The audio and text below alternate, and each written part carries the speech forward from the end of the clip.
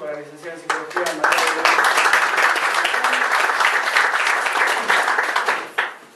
María Belén Roche es egresada de la Universidad de El Salvador, se desarrolla como psicoterapeuta y coordinadora de grupos en el Centro Máximo Ravena, centro dedicado a la obesidad. Actualmente está llevando a cabo el posgrado de carrera especialización en terapia cognitiva de la Fundación AIL. Ejerce como psicólogo y además conduce el taller de adquisiciones de habilidades, un espacio grupal destinado a trabajar las conductas y pensamientos que nos generan malestar. Todos tienen una hojita con la dirección del mail de él, por si después quieren hacer algún tipo de consulta. Le cedo la palabra. Muchas gracias. ¿Qué tal? Buenos días. Vamos a ver cómo me manejo con esto del PowerPoint. Les cuento que es el segundo PowerPoint que hago en mi vida, así que espero que salga más o menos bien. En realidad la charla estaba orientada a trabajar sobre la empatía, pero me pareció piola también agregar otro concepto muy importante de asertividad. Estos dos conceptos son habilidades prácticas, como les puse, de la inteligencia emocional, que nos sirven para mejorar y fortalecer todos los vínculos. Los vínculos en la familia, los vínculos laborales, los vínculos en las organizaciones, todo aquel grupo en donde trabajemos con seres humanos. O sea que está adaptado a todos los vínculos. Bien, vamos a empezar un poquito con la empatía, a desarrollar el concepto. Es la habilidad de sentir con los demás, de experimentar las emociones de los otros como si fuesen propias. Consiste en una comprensión respetuosa acerca de lo que los demás están experimentando. La empatía es introducirnos en la mente, en la cabeza del otro que tenemos enfrente, para poder averiguar y poder sentir cómo siente, cómo piensa, por qué actuó como actuó, por qué hizo lo que hizo, por qué dejó de hacer lo que dejó de hacer. Es entenderlo desde el otro, no desde mí. Muchas veces se habla de ponerme en el lugar del otro, o en la piel, o en los zapatos del otro. Es mucho más complejo, tiene que ver con poder comprender al otro más profundamente. Yo acá les puse, comprende es la comprensión de la perspectiva, de los pensamientos, deseos y creencias. ¿Sí? Es un concepto muy profundo que nos ayuda a comprender mejor a un otro, sea en el vínculo que sea con la otra persona. ¿Qué tenemos que tener en cuenta para mejorar la empatía? La comunicación. La comunicación tanto verbal, las palabras que utilicemos y el tono de voz, y también la comunicación no verbal, que tiene que ver con el contacto visual, con los gestos, ¿sí? Esto tiene que complementarse. Está comprobado que lo que más presta atención la persona tiene que ver con los gestos, con el contacto visual, más que con las palabras. Y es lo que por ahí uno medio deja de lado.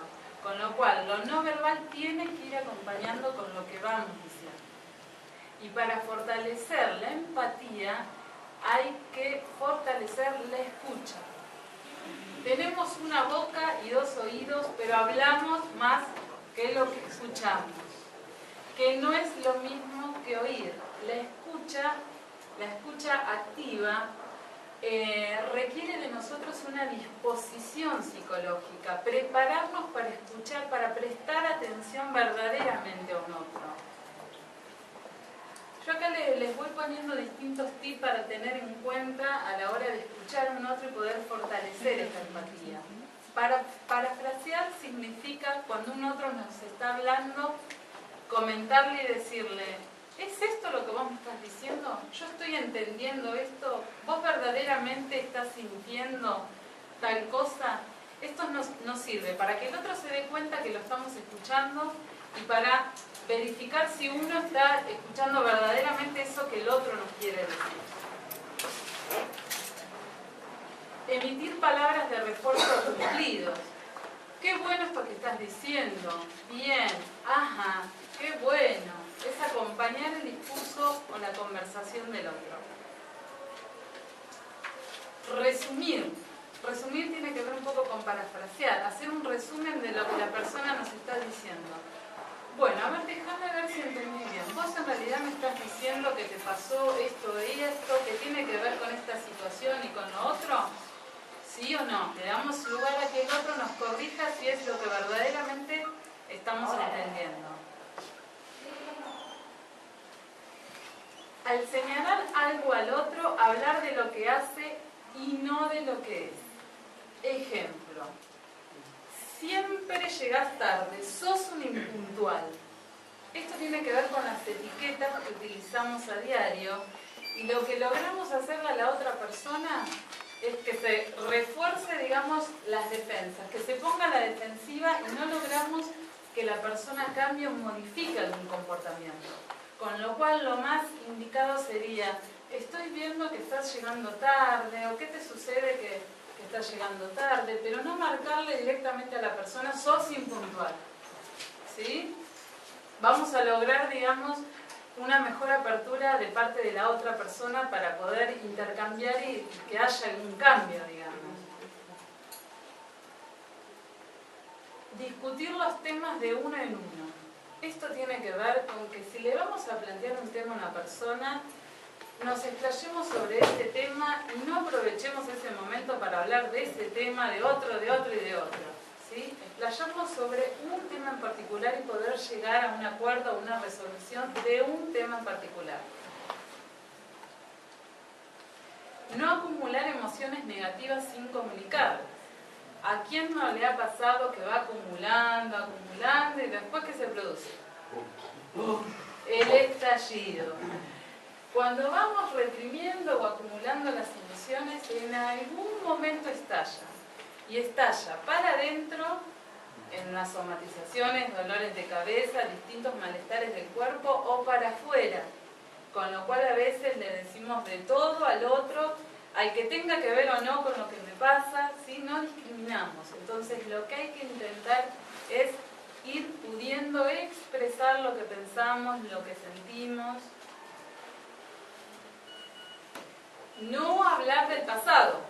Esto tiene que ver, cuando estamos hablando de algo que pasa ahora y que es puntual y presente, no aprovechar a sacar los trapitos sucios, como se dice comúnmente, y aprovechar y reprocharle cosas del pasado. ¿Por qué? Porque es estar una y otra vez hablando de los mismos temas, esto genera enojo, remordimientos y va deteriorando los vínculos.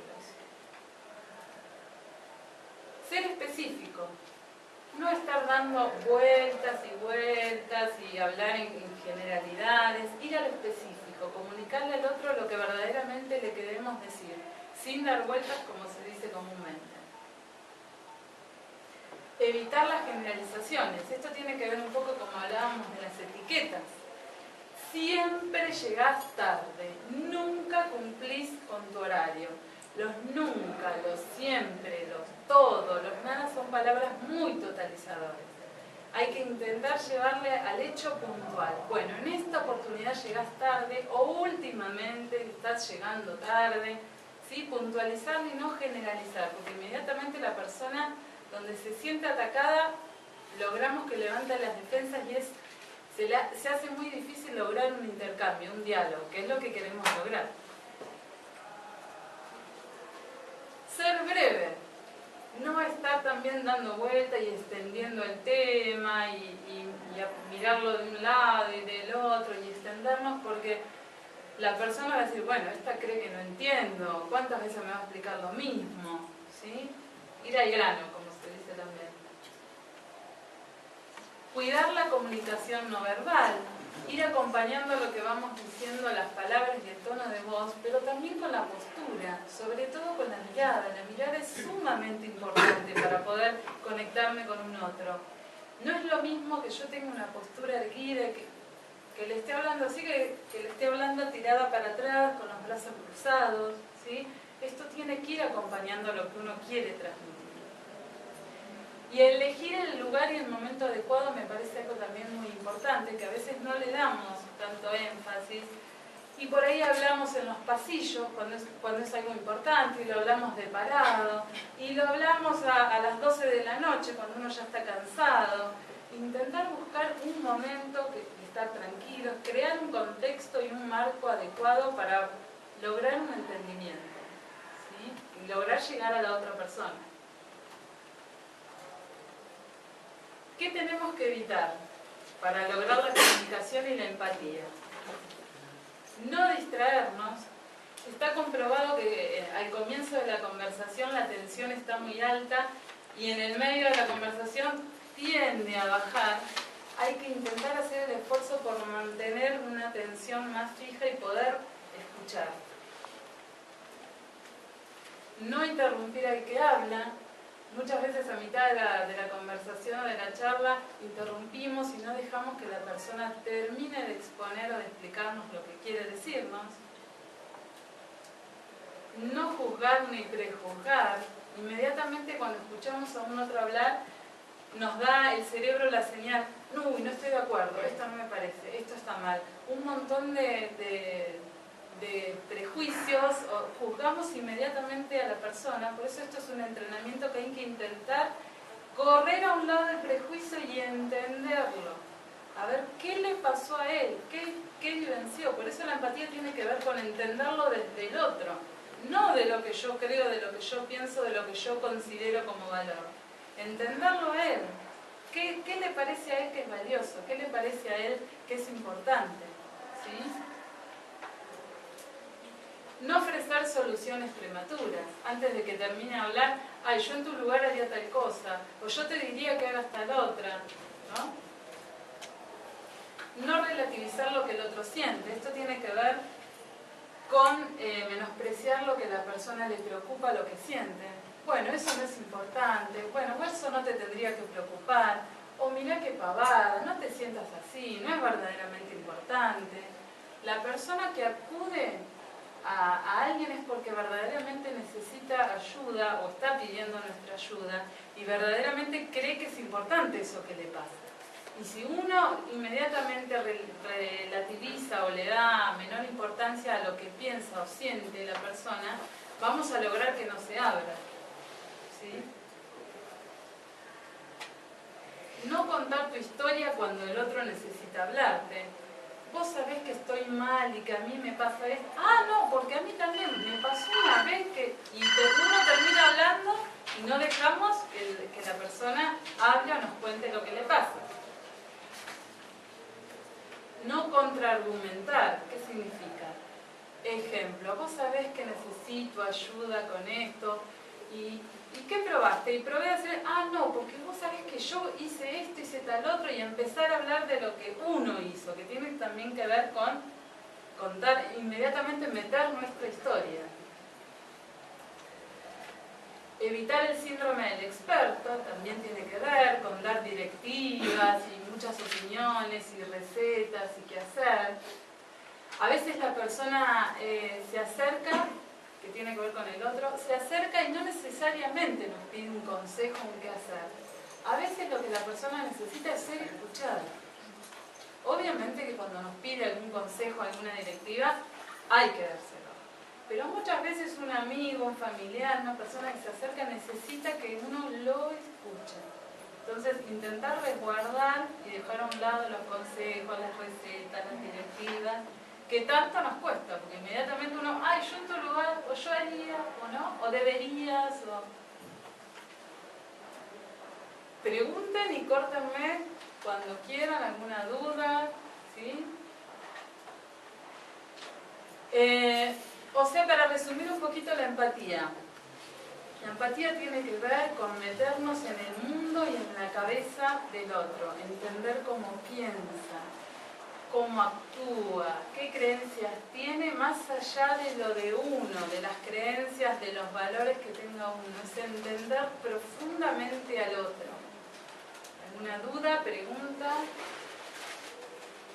Me pareció también importante acompañar la empatía con la asertividad, porque si bien hablamos de empatía para entender a un otro, la asertividad tiene que ver, muchas veces se la llama el arte de expresar lo que queremos. Asertividad significa afirmar, afirmación de nuestra persona, autoestima, comunicación segura y eficiente. la conducta que permite a una persona actuar en base a sus intereses más importantes, defenderse sin ansiedad ni poder, expresar cómodamente sentimientos honestos o ejercer los derechos personales sin negar los derechos de los otros. O sea que la asertividad es una habilidad social que tiene que ver con poder expresar opiniones, sentimientos y conductas desde un lugar respetuoso, respetando al otro, sin violar los derechos, pero pudiendo expresar uno. Esto tiene que ver cuando nos cuesta decir que no, cuando nos cuesta poner un límite, cuando nos cuesta expresar, por ejemplo, ante un jefe, qué es lo que uno piensa, qué es lo que a uno le gustaría, qué expectativas tiene, o cuando nos encontramos en una reunión y hay un otro que opina de manera diferente, entonces prefiero callar y no decir, no expresar. Entonces, sí. A veces ese no poder decir que tendrías que explicarle algo al otro, no lo puedes hacer y te genera enojo, entonces reaccionás, o sea, terminás enojándote con el otro y se queda una discusión y, digamos, que a veces no tiene que ver con un otro, sino que tiene que ver con uno, con esta imposibilidad.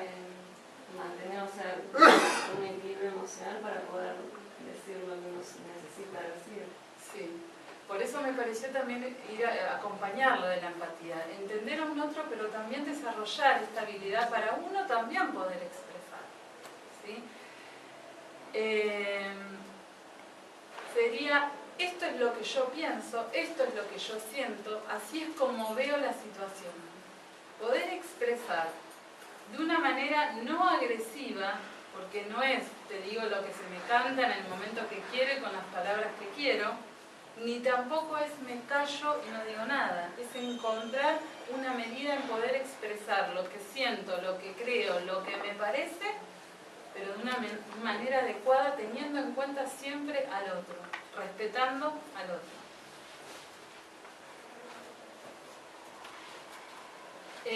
Todo esto implica el respeto, entonces, hacia uno mismo, porque presto atención a lo que me parece a mí, a lo que yo siento, a lo que me gustaría, me dejo llevar por lo que yo verdaderamente creo, pero también es al respeto hacia los derechos y las necesidades de las otras personas, evaluando las consecuencias que pueden tener el expresar o el decir mi opinión o el decir mi parecer. Debe haber una forma también, ¿no? Porque si no tenés tacto... Hay que entrenar. Como todas las habilidades, estas y otras más que tengan que ver con el autoconocimiento, con la autorregulación o autocontrol emocional, llevan entrenamiento, entrenamiento, entrenamiento. En donde lean sobre habilidades de la inteligencia emocional, les va a decir práctica, práctica, práctica, práctica y práctica. No hay vuelta, esto hay que entrenarlo.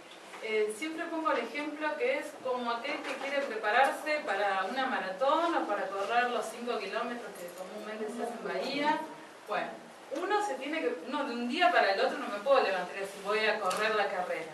Tengo que empezar, qué sé yo, con alimentación sana, empezar a hacer ejercicios y voy a empezar a caminar primero 2 vueltas a la manzana, después empezaré a correr 3 cuadras, ¿no? Es de a poco, pero es con mucho entrenamiento. Quizás nos es más fácil incorporarlo esto a la parte física y a la parte mental nos cuesta mucho más. La parte mental nos lleva, es igual entrenamiento o a veces más. Hay que entrenar y entrenar una nueva conducta para hacerle un lugarcito en el cerebro. Recuerden que venimos, con una cierta conducta y para que se establezca un hábito hay que repetir la conducta. Repetir, repetir y reforzarla para que se genere un hábito en nosotros. Les puse algunas cositas como para empezar a desarrollar la asertividad, que tiene que ver con la primera habilidad, que es la de autoconocimiento o la autoobservación. Es empezar a registrar o a ser más consciente. Bueno, a ver, ¿en qué situaciones me cuesta decir que no? ¿En qué situaciones me cuesta poder expresar lo que siento? Me cuesta cuando tengo que ir a pedirle un aumento a mi jefe, me cuesta decirle que no a mi mamá cuando quiere venir a casa, me cuesta con una amiga, ¿no? Empezar a registrar en qué situaciones es donde me cuesta más poder expresar, poder decir. Este es el primer paso.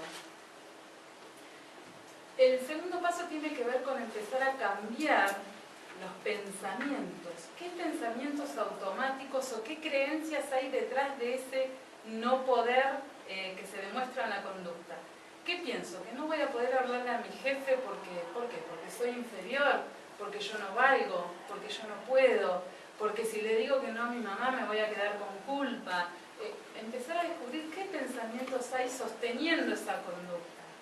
Empezar a ser más conscientes o a registrar. Esto se hace a través de un registro diario de hoja y lápiz. Empezar a registrar, bueno, a ver qué pienso, lo que tiene que ver con el diálogo interno, con todas esas frases, palabras que nos decimos en todo momento y todo el día.